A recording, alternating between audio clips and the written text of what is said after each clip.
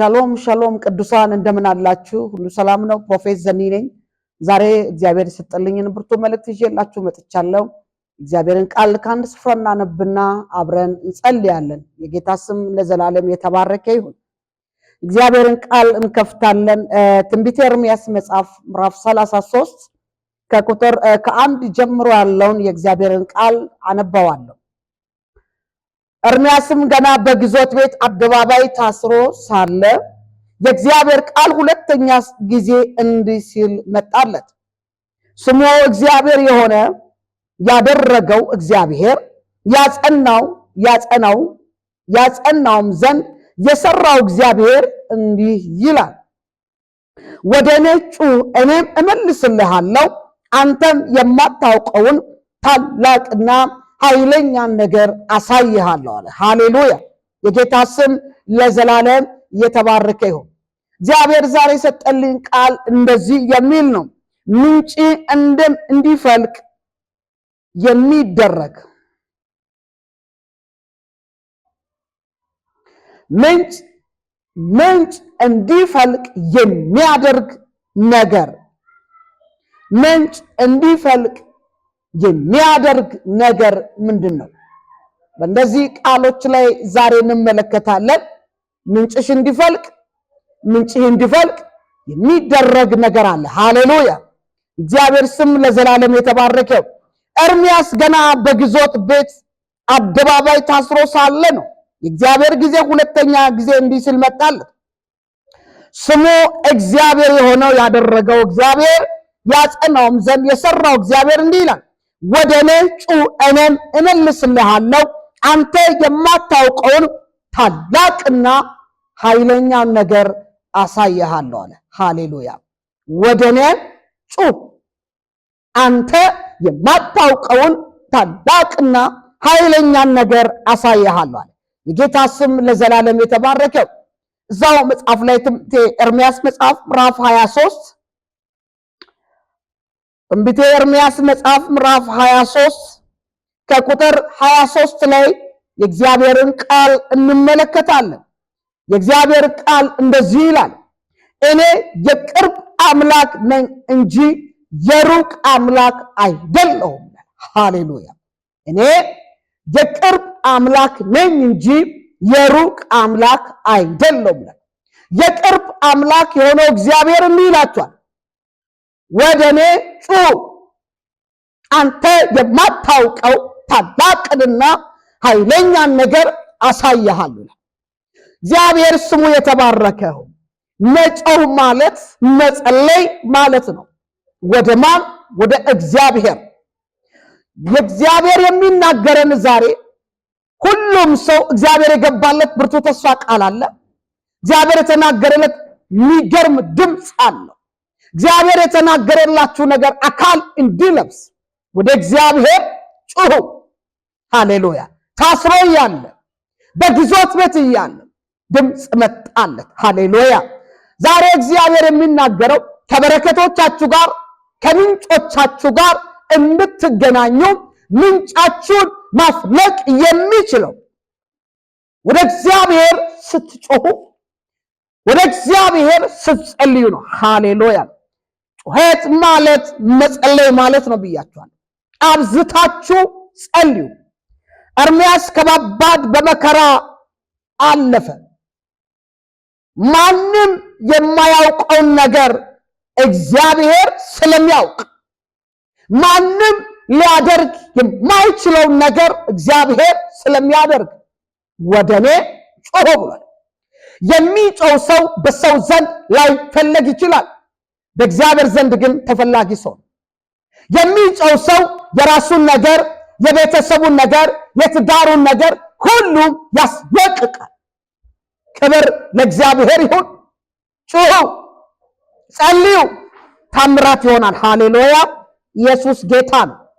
ማንም የማያውቀውን ነገር እግዚአብሔር ስላንተ ጉዳይ ያውቃል። እግዚአብሔር ስላንቺ ጉዳይ ያውቃል። እግዚአብሔር የማታውቀውን ነገር አዲስ ነገር ሊያሳይ ይፈልጋል። አዲስ ነገር ማየት ይፈልግ ሰው አለ። እግዚአብሔር ቃል እንዲህ ይላል፣ እነሆ አዲስን ነገር አደርጋለሁ፣ እሱም አሁን ይበቅላል። የጌታ ስም ለዘላለም የተባረከው። ያንተ ምንጭ አንተ ቆፍረ መጠጣት አለብህ። ያንቺን ምንጭ አንቺ ቆፍረሽ መጠጣት አለብሽ። ምንጫችሁን ቆፍሩ። ይህ ማለት ጸልዩ። እግዚአብሔር በነቢያት ተናግሮ ሊሆን ይችላል። እግዚአብሔር በሐዋርያት ተናግሮ ሊሆን ይችላል። በፓስተሮች፣ በእረኞች፣ በወንጌላውያን፣ በህልም፣ በራእይ፣ በድምፅ በተለያየ አቅጣጫ እግዚአብሔር ይናገራል። እግዚአብሔር የተናገረላችሁ ንግግር አካል እንዲለብስ ጩሁ። ያንተ ድርሻ አለ፣ ያንቺ ድርሻ አለ፣ የእግዚአብሔር ድርሻ አለ። ስለዚህ እግዚአብሔር የሚናገራችሁ ጩሁ። አንተ የማታውቀው ታላቅና ኃይለኛን ነገር እግዚአብሔር ያሳያል። ምንጫችሁ እንዲፈልቅ የሚያደርግ ነገር ምንድነው መሰላችሁ? ጸሎት፣ ጩኸት። ወደ ማን? ወደ እግዚአብሔር። ሃሌሉያ። ያንተን ድርሻ ተወጣ፣ ያንቺን ድርሻ ተወጪ። ምን ማለት ነው? ጸልዩ፣ ወደ እግዚአብሔር ጩሁ።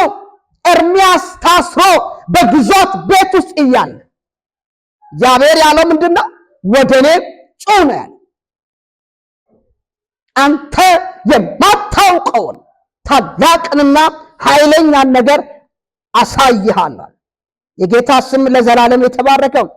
ሃሌሉያ። ክብር ለኢየሱስ ይሁን። ለሰው ልጆች ትጋት ሀብት ነው። ትጉ፣ ትጉ። ኢየሱስ ጌታ። የሚተጋ ሰው ከእግዚአብሔር ዘንድ ይቀበላል።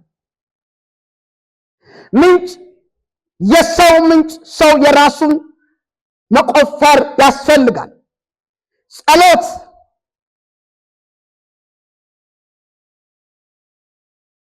ጸሎት ከገዳይ እጅ ያስመልጣል። ጸሎት ሃሌሉያ። ከማን እጅ? ከገዳይ እጅ ያስመልጣል። ሐዋርያት ሥራ ምዕራፍ 12 ከቁጥር 4 እስከ 11 ድረስ ያለው የእግዚአብሔርን ቃል እንመለከታለን። የሐዋርያት ሥራ ምዕራፍ 12 አንድ ጊዜ የእግዚአብሔርን ቃል ከፍተን እንመለከታለን።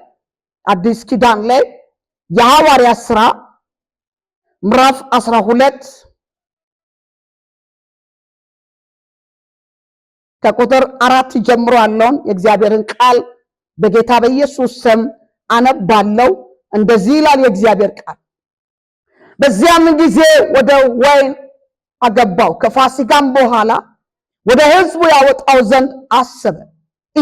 እያንዳንዱ 4 ወታደሮች ሆነው እንዲጠብቁት ለ4 ጭፍሮች ክፍል አሳልፈው ሰጥ። ጴጥሮስም በወህኒ ይጠበቅ ነበረ። ነገር ግን በቤተ ክርስቲያን ስለ እርሱ ወደ እግዚአብሔር ጸሎት አጥብቆ ይደረግ ነበረ። ሄሮድስም ሊያወጣው ባሰበ ጊዜ በዚያች ሌሊት ጴጥሮስ በሁለት ሰንሰለት ታስሮ በሁለት ወታደሮች መካከል ተኝቶ ነበር። ጠባቂውም በደጃፍ ፊት ሆነው ወይኑን ይጠብቁ ነበረ። እነሆም የጌታ መልአክ ቀረበ፣ በቤት ውስጥ ብርሃን በራ። ጴጥሮስም ጎድኑን መትቶ አነቃውና ፈጥነ ተነስ አለው። ሰንሰለቶቹም ከእጁ ወደቁ። መልአኩም ታጠቅና ጫማህን አግባ ነው። እንዲሁም አደረገ። ልብስንም ልበስ ተከተለኝ አለው። ወጥቶም ተከተለው። ራእይ የሚያይ ይመስል ነበረ እንጂ በመልአኩ የሚደረገው ነገር እውን እንደሆነ አላወቀም። የመጀመሪያውና የሁለተኛው ዘብ አልፎ ወደ ከተማ ወደሚያወጣው ወደ ብርቱ መዝጊያ ደረሰ። እርሱም አውቆ ተከፈተላቸው። ወጥቶም አንዲት ሳለች አልፎ ወዲያው መልአኩ ከእርሱ ተለየ ይላል። ሃሌሉያ። ክብር ለኢየሱስ ይሁን። ስለ ጴጥሮስ ይጸለይለት ነበር። ትኩረት ተደርጎ ይጸለይለት ነበር። ጸሎት ከገዳይ እጅ ያስመልጣል። ሲጸለይለት ጴጥሮስ አመለጠ፣ ተፈታ። አንድ ሰው ዛሬ ይጸልይ፣ ቤተሰቡ ያመልጣል፣ ትዳሩ ያመልጣል፣ ልጆቹ ያመልጣሉ፣ ጤና ራሱ፣ ሰላሙ፣ ምርኮ፣ በረከቱ የተመለሰ ይሆናል። ወገኖች እግዚአብሔር ምንጫችሁን እንዲያፈልቅ ከፈለጋችሁ ጩሁ ወደ እግዚአብሔር። የተነገረላችሁ ተስፋ ቃል አካል ከፈለጋችሁ ጸልዩ ወደ እግዚአብሔር። ሃሌሉያ። ከጴጥሮስ የተነሳ ለታሰሩት ሁሉ መፈታት ሆነ። ከአንድ ሰው ጸሎት የተነሳ ቤተሰቦቻቸው ሁሉ ያመልጣሉ። ጴጥሮስ ታላቅ ጸሎት ይደረግለት ነበር። ቁጥር ከ12 ጀምሮ እስከ 16 ስታነቡ ታምር ነው የሆነው። ታምራት ነው የሆነው። የሚጸልዩትም እንኳን አላወቁም ነበር። እርዳታ ከየት ይምጣላችሁ? ከሰማይ። ሃሌሉያ። እርዳታ ከሰው ይመጣል ብለህ አታስብ። እርዳታ ከሰማይ ይምጣልህ። ሃሌሉያ። ዳዊት እንዲህ ነው ያለው፣ ረድኤቴ ከሰማይን ማድረግ ከፈጠረ። ዳዊት እንዲህ አለ፣ ረድኤቴ ሰማይና ምድርን ከፈጠረው ከእግዚአብሔር ዘንድ ነው አለ። በጣም የሚወደው ቃል ረድኤቴ እንዲህ አለ፣ ረድኤቴ ከሰማይና ምድርን ከፈጠረው ከእግዚአብሔር ዘንድ ነው አለ። ሃሌሉያ። ከየትም ዘንድ ረዳት አትፈልጉ፣ ረዳትም ከእግዚአብሔር ዘንድ ፈልጉ። ሃሌሉያ። ዣቶ ሴካቶሪያ ጩ፣ ምንጫችሁ ይፈልቃል። ወንድሜ ጩ፣ እህቴ ጩ፣ ጸልዩ። እግዚአብሔር ያለው አካል ይለብሳል። ሃሌሉያ። ማርቆስ ወንጌል ምዕራፍ 10 ከቁጥር 46 ላይ የእግዚአብሔርን ቃል እንመለከታለን።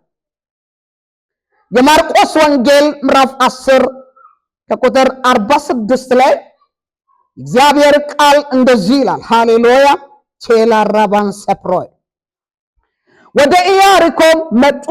ከደቀ መዛሙርቱና ከብዙ ሕዝብ ጋር ከኢያሪኮ ሲወጣ የጢሞቴዎስ ልጅ ዕውር በርጤሜዎስ እየለመነ በመንገድ ዳር ተቀምጦ ነበረ። የናዝሬቱ ኢየሱስ እንደሆነ በሰማ ጊዜ የዳዊት ልጅ ኢየሱስ ወይ ማረኝ እያለ ይጮህ ጀመረ። ብዙዎችም ዝም እንዲሉት ገሰጹት። እርሱ ግን የዳዊት ልጅ ወይ ማረኝ እያለ አብዝቶ ጮኸ ይላል። አብዝቶ ጮኸ። ኢየሱስም ቆመና ጥሩ አለ። ዕውሩንም አይዞ ተነስ ይጠራሃል ብለው ጠሩት። እርሱም እየዘለለ ተነሳና ልብሱን ጥሎ ወደ ኢየሱስ መጣ። ሃሌሉያ፣ ሃሌሉያ። ክብር ለኢየሱስ ይሁን። ኢየሱስም መልሶ ምን ላድርግ ትወዳለህ አለው።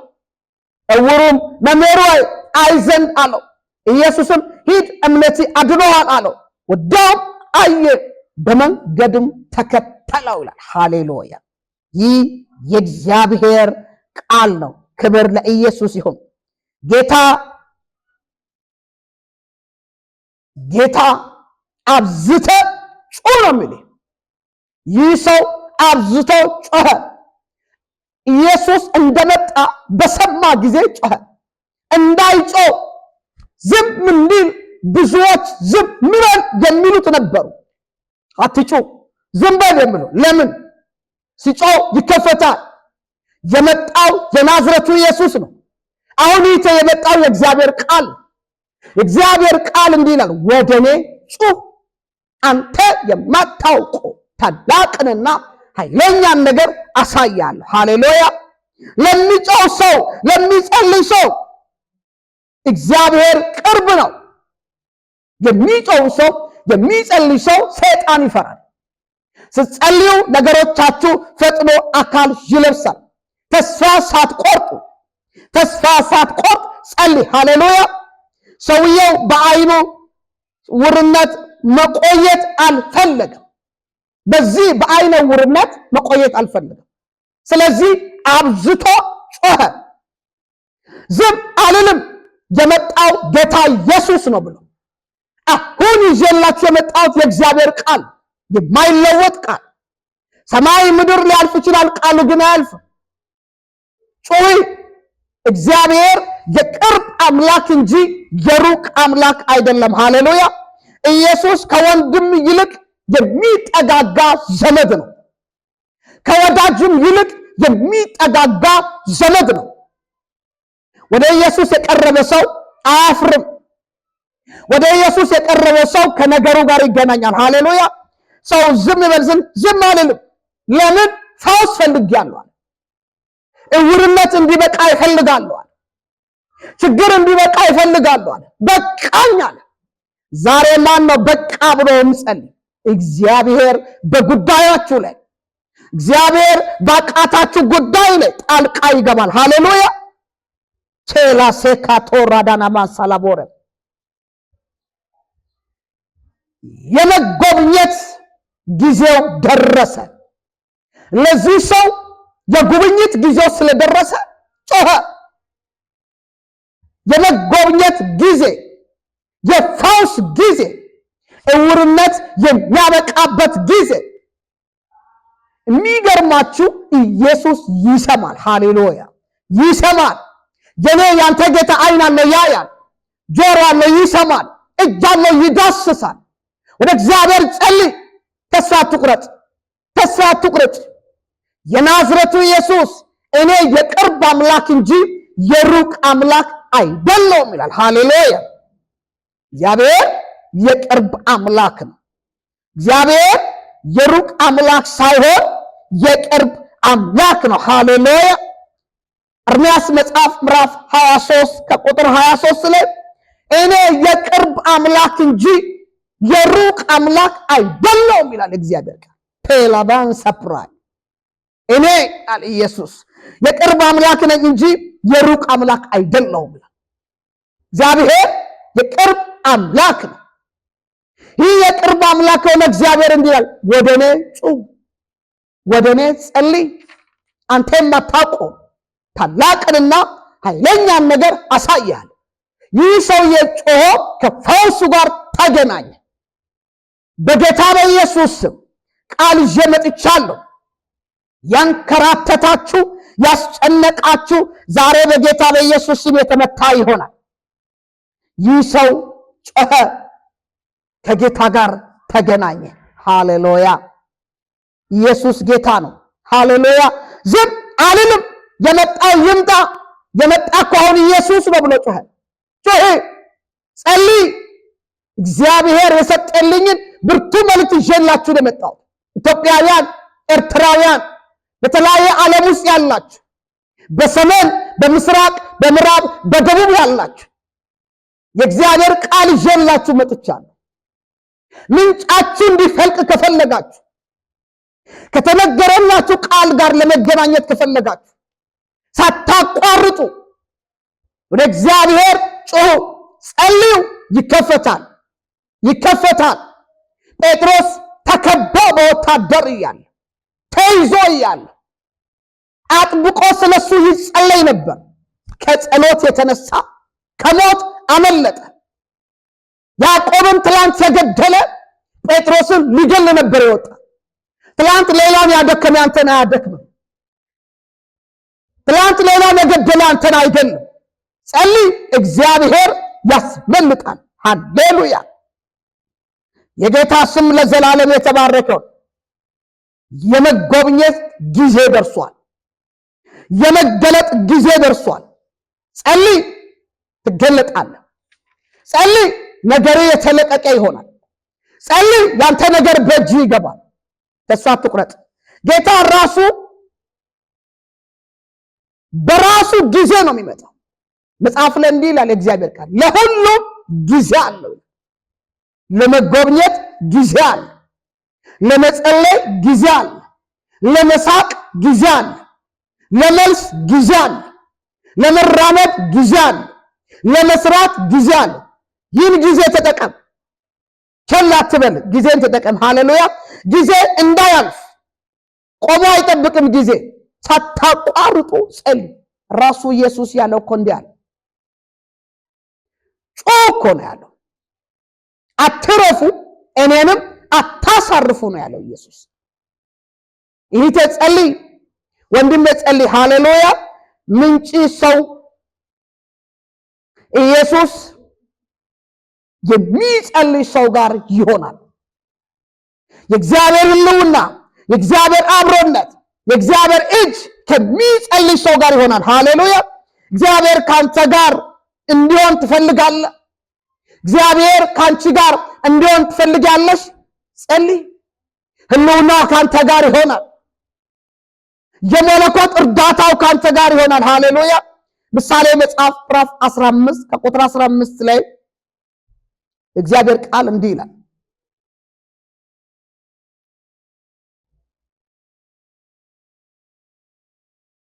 ልብን የሚያሳዝን ሰው ዘመኑ ሁሉ የከፋች ናት፣ የልብ ደስታ ግን ሁል ጊዜ እንደ ግብዣ ነው። ለሚጮህ ሰው ለሚጸልይ ሰው ምን ይሆናል? ለሚጮህ ሰው ለሚጸልይ ሰው ምን ይሆናል? አንደኛ ጸሎቱ ይሰማል። ለሚጮህ ሰው ለሚጸልይ ሰው ምን ይሆናል? ጸሎቱ ይሰማል። ሁለተኛ ለሚጮህ ሰው ለሚጸልይ ሰው ምን ይሆናል? እስራኤላውያን ከሆነባቸው ነገር ከባድ ነገር የተነሳ ወደ እግዚአብሔር ጮው፣ ጩኸታቸውንም እግዚአብሔር ሰማ ይላል። ሃሌሉያ። ይሰማል። ለሚጮህ ሰው ለሚጸልይ ሰው በህይወቱ ላይ ምን ይሆናል? ሶስተኛ በህይወትክ ላይ አዳዲስ የሆኑ ነገሮች አዳዲስ ነገር በህይወትክ ላይ ይሆናል። አይን ያላየው ጆሮም ያልሰማው በሰው ልብም ያልታሰበ እንግዳ ነገር በህይወትክ ላይ ይሆናል። የሚጸልይ ሰው ራእይ በራእይ ህልም በህልም የሚገርም የእግዚአብሔር የቃል መገለጥ በውስጡ ይፈሳል። ኢየሱስ ጌታ ነው። የሚጸልይ ሰው በህይወቱ ላይ ምን ይሆናል? አራተኛ ትላንት ባገለገልከው አገልግሎት ሳይሆን በአዳዲስ አገልግሎት መገለጥ ይሆናል። አዲስ ነገር በህይወትክ ላይ ይታያል። አዲስ ነገር በላይፍክ ላይ ይበቅላል። በሩ የተከፈተ ይሆናል። አምስተኛ ለሚጮህ ሰው በህይወቱ ላይ ምን ይሆናል? ሰው በእግዚአብሔር ፊት የታወቀ ሰው ይሆናል። ይህ ሰው በእግዚአብሔር ፊት የታወቀ ሰው ይሆናል። ስድስተኛ የሚጸልይ ሰው ለሚጮህ ሰው በህይወቱ ላይ በላይፉ ላይ በዘመኑ ላይ ምን ይሆናል? ከስጋ ዕውርነት ከመንፈስ ዕውርነት ይገላገላል። ይህ ሰው ከስጋ ዕውርነት ተፈወሰ። ከስጋዊ ደዌ ከስጋዊ ቆቅልሽ በሽታ መፈወስ ይሆናል። የሚጸልይ ሰው ጸጋን ይካፈላል። ሃሌሉያ። ጸልዩ፣ ወደ እግዚአብሔር ጩሁ። ይህን ቃል እየሰማችሁ ያላችሁ ውድ የጌታዬ ልጆች ሰብስክራይብ አድርጉ፣ ላይክ አድርጉ። ይህ ቃል በህይወታችሁ ላይ አዲስ ነገር ያደርጋል። ጩሁ፣ ጸልዩ። ስትጸልዩ ምንጮቻችሁ ያለማቋረጥ ይፈልቃል። ዘመናችሁ የተባረከ ይሁን። ፕሮፌት ዘኒ ነኝ። ሻሎም። ወዳችኋለሁ።